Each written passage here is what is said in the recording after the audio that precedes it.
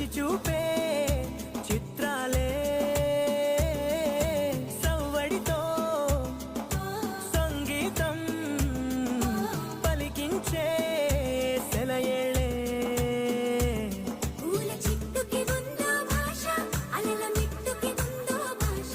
అర్థమవ్వని వాళ్ళే లేరే అర్థం మాట్లాడే భాష పలకరింపే పులకరింపై పిలుపునిస్తే పరవశించడమే మనసుకి తెలిసిన భాష మమతలు పంచే ఊరు